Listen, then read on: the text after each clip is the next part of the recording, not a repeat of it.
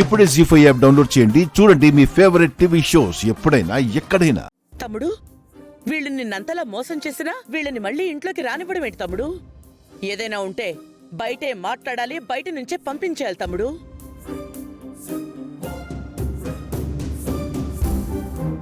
ఒకసారి మనింట్లోకి చేరదీసినందుకే మనింటి పిల్లనే మనకి దూరం చెయ్యాలని చూశారు.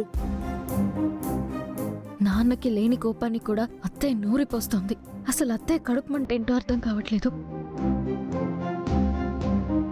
పెద్దయ్య నోర్మాయ్,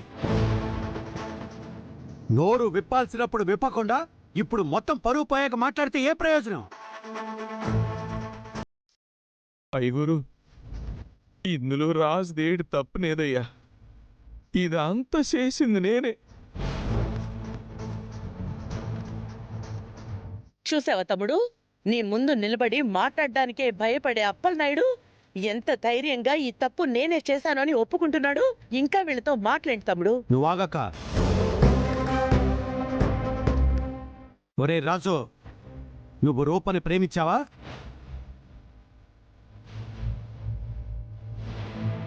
చెప్పరా. ఇంతకాలం రూపని ప్రేమిస్తూ నాకేమీ తెలియనట్టు నటించావా? పెద్దయ్య అది మాట్లాడుకో. ప్రేమించడానికున్న ధైర్యం చెప్పడానికి లేదా? అమ్మాయికి చెప్పడానికున్న ధైర్యం అమ్మాయి నాన్నకి చెప్పడానికి ఏమైంది? తాళి కట్టడానికున్నంత ధైర్యం, తెగింపు ఆ అమ్మాయి నాన్నకి చెప్పాలనుకున్నప్పుడు ఏమైందిరా నీకు?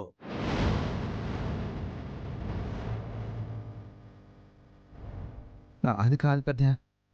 అమ్మాయి గారంటే ప్రేమ కన్నా బాధ్యత ఎక్కువ గుర్తొస్తుంది. అమ్మాయి గారంటే నాకు ఇష్టమే, కానీ మీకంటే ఎక్కువ అని చెప్పలేను.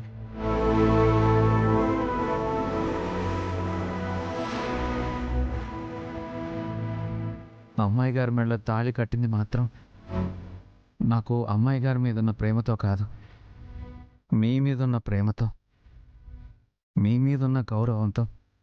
మీ బిడ్డ బతకు ఆ గౌతమ్ లాంటి దుర్మార్గుడి చేతిలో చెదిరిపోకూడదనే కట్టాను పెద్దయ్య. ఇక ఆపేసే. నీ ఎక్స్ప్లెనేషన్స్ కోసం నేను పిలవలేదు. ఏ మీడియా ముందైతే నా పరువు పోగొట్టావో, ఏ అతిథుల ముందైతే నా పరువు పోగొట్టావో, అదే మీడియా ముందు, అదే అతిథుల ముందు నా పరువుని నేను నిలబెట్టుకుంటాను. ఎవరికీ తెలియకుండా గుట్టుగాడిన నీ నాటకాన్ని ఈ ప్రపంచానికి నేను తెలియజేస్తాను.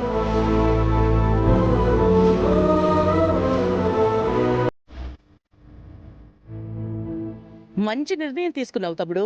అయ్యగారు, నువ్వేం మాట్లాడు కప్పలేడు. పెద్ద అమ్మా, మీకో నమస్కారం. మీరు చాలా గొప్పవాళ్ళు. మీతో మాట్లాడేంత స్థాయి నాకు లేదు.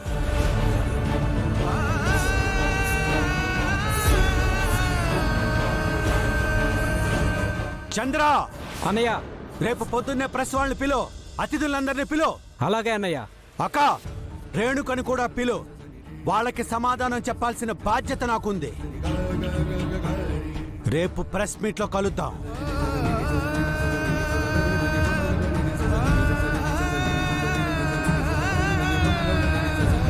రేణుకని కూడా రమ్మన్నాడు అంటే ఇంకే ఉంది.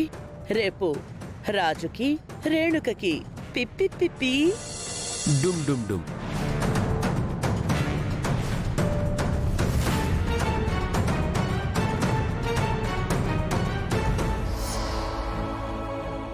ఏంటి మినిస్టర్ గారు తెగ ఆలోచించేస్తున్నారు?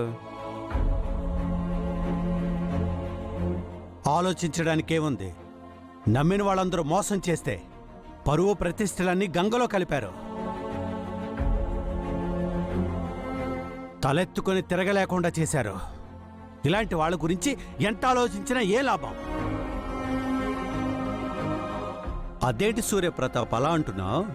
నువ్వు నమ్మిన బంటులా ఫీల్ అయ్యే రాజు గురించి నీకంటే బాగా ఎవరికి తెలుస్తుంది? కొంతకాలం నువ్వు వెనక్కి వెళ్ళి రాజు గురించి, రాజు ఫ్యామిలీ గురించి ఒక్కసారి నువ్వు నెమరు వేసుకో. నీ కూతురు, అదే రూప, రాజు పెళ్ళంగా ఆ ఇంటి కోడలగా అన్ని రోజులు వాళ్ళింట్లోనే ఉంది కదా. రాజు రూపని పెళ్ళంగా చూడాలంటే అప్పుడే చూసేవాడు కదా. అలా ఏమన్నా చూశాడా? లేదే. అక్క అక్కడ ఉన్నన్ని రోజులు ఆ ఫ్యామిలీ మొత్తం రూపని కోడలిగా చూడాలి కదా. కానీ వాళ్ళందరూ ఒక దేవతలా చూశారు రూపని. అప్పుడు అలా ఎందుకు చేయాల్సొచ్చింది? దీపక్ లాంటి వెధవ బారి నుంచి తనను తాను రక్షించుకోవడానికి అలా చేయాల్సొచ్చింది. ఆ విషయం పక్కన పెడదాం. మళ్ళీ నువ్వు దీపక్నే పెళ్లి చేసుకోమని రూపని అడిగితే రూప రాజుని ప్రేమిస్తున్నా కూడా నీ మాట కాదనలేక మళ్ళీ ఆ దీపక్నే పెళ్లి చేసుకోవడానికి సిద్ధపడింది. అప్పుడు కూడా నీ కూతుర్ని రాజు రెస్పాన్సిబిలిటీగా ఫీల్ అయ్యాడు కాబట్టే మళ్ళీ దీపక్ లాంటి వేస్ట్ ఫెలో నుంచి రక్షించి మందారానికి న్యాయం చేసి రూపని సేవ్ చేశాడు.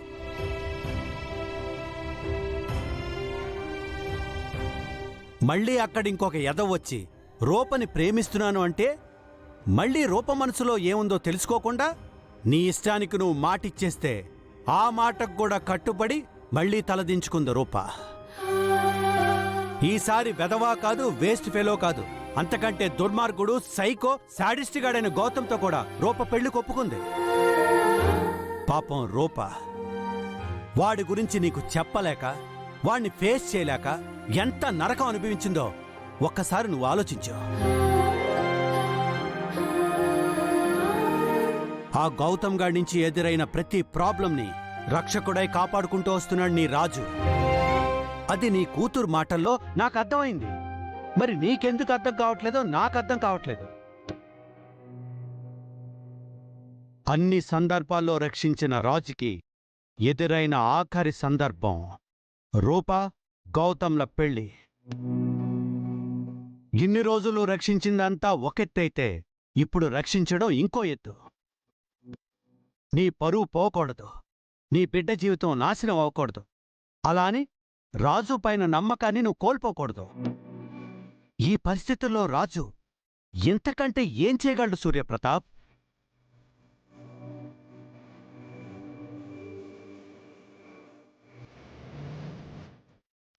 గౌతమ్ నుండి కాపాడటానికి వేరే దారి లేక నీ కూతురు మెళ్ళలో తాళి కట్టాడు.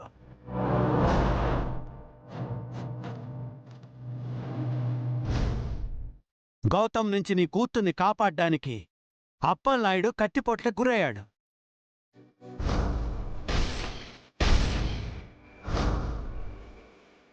ఒక రకంగా ప్రాణ త్యాగాలకి సిద్ధమయ్యారు. అలాంటి రాజున నువ్వు చెంప పగలగొట్టింది. అలాంటి అప్పలనాయుడిన నువ్వు నోరెత్తి తిట్టింది. అలాంటి కుటుంబాన్న నువ్వు నమ్మక ద్రోహులుగా చూస్తుంది. వాళ్ళు నీ కోసం, నీ కుటుంబం కోసం, రూప కోసం ఏం చేశారనేది వదిలే. రేపు ప్రెస్ మీట్లో నువ్వేం చేయాలనేది ఆలోచించు. ఒక ఫాదర్గా ఆలోచిస్తావో, ఒక పొలిటీషియన్గా ఆలోచిస్తావో నీ ఇష్టం సూర్యప్రతాప్. నిర్ణయం మాత్రం న్యాయంగా ఉండాలి. జీ5 యాప్ డౌన్లోడ్ చేసి అన్ని ఎపిసోడ్స్ పూర్తి ఉచితంగా చూడండి.